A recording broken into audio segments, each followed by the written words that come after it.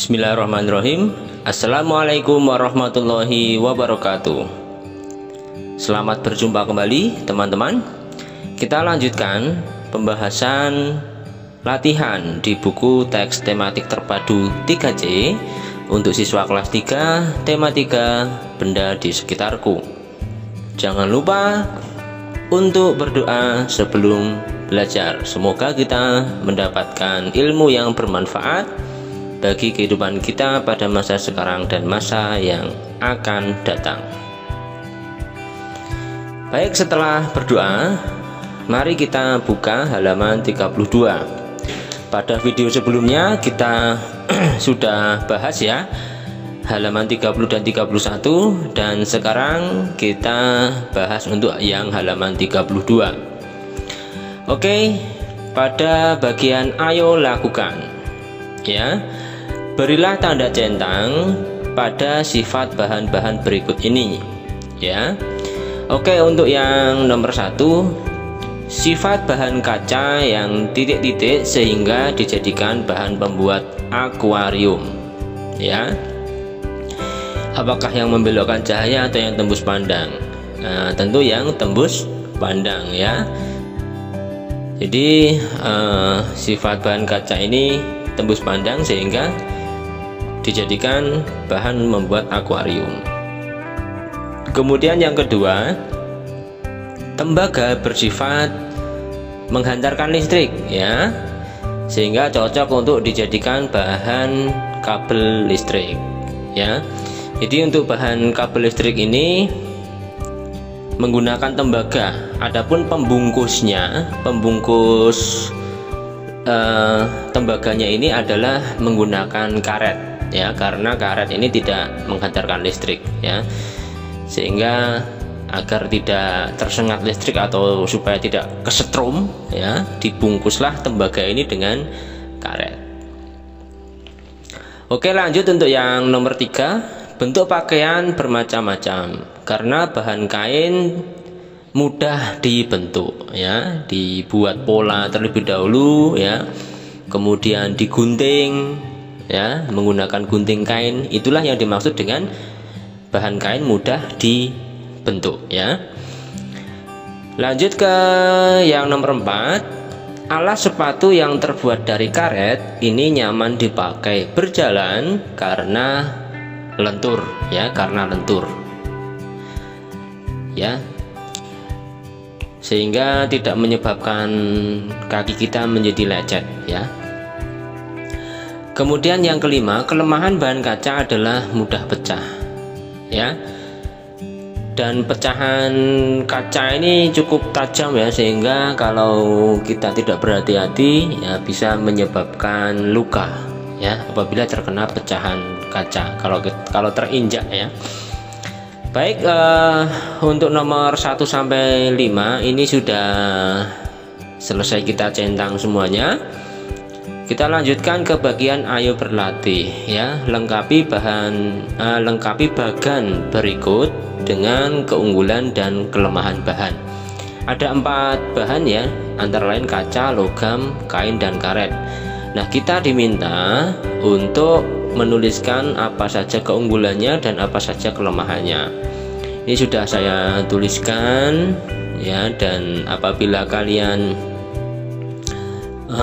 ingin menuliskannya secara lebih rapi, mungkin bisa ditulis di selembar kertas atau di buku tugas kalian atau buku latihan kalian ya. Ini saya tulis di sini ya seperti ini ya. Apalagi dengan menggunakan pensil mungkin sedikit kurang rapi ya. Baik, untuk keunggulan kaca ini antara lain adalah tembus pandang ya, seperti yang kita bahas di atas tadi. Sifat kaca yang tembus pandang ini menjadikan kaca dijadikan bahan pembuat akuarium. Kemudian tahan air ya, pasti ya, tahan air. Kemudian tidak menghantarkan panas dan juga tidak menghantarkan listrik ya. Ini adalah keunggulan dari bahan kaca. Lalu apa kelemahannya? Kelemahan dari bahan kaca adalah mudah pecah ya, kemudian tidak mudah dibentuk dan berat ya. kaca ini sifatnya juga berat gitu ya. Kemudian untuk bahan logam ini juga ada bermacam-macam, ada besi, kemudian ada logam mulia atau emas dan perak, kemudian ada juga aluminium ya. Nah, untuk keunggulannya ini saya tuliskan secara umum ya. Untuk keunggulan yang pertama, logam ini kuat ya, kuat dan tahan lama. Ini merupakan bahan besi dan baja ya, sehingga karena kuat maka baja ini sering dijadikan sebagai bahan bangunan atau bahan untuk membuat jembatan ya, dan lain-lain. Kemudian keunggulan yang kedua, indah dan mengkilap. Nah, ini adalah sifat dari bahan logam mulia atau emas dan perak ya. Sehingga emas dan perak ini harganya pun juga mahal ya. Itu. Kemudian keunggulan yang ketiga ini adalah menghantarkan panas dan selain itu juga ringan. Nah, ini adalah sifat dari aluminium ya. Nah, karena sifatnya yang menghantarkan panas ini, aluminium sering digunakan sebagai bahan untuk membuat alat-alat masak ya, seperti panci ya, kemudian juga wajan ya. Selain memiliki keunggulan, logam juga memiliki kelemahan, antara lain adalah mudah berkarat ya. Kita lanjutkan untuk yang bahan kain. Bahan kain ini memiliki keunggulan juga memiliki kelemahan. Keunggulannya apa saja? Keunggulan dari bahan kain yang pertama adalah ringan, kemudian mudah dibentuk atau mudah dirapikan ya. Ini seperti yang saya sebutkan di atas ya. Pada nomor 3 tadi ya, bentuk pakaian bermacam-macam karena bahan kain ini mudah dibentuk ya. Ini mudah dibentuk dan mudah dirapikan.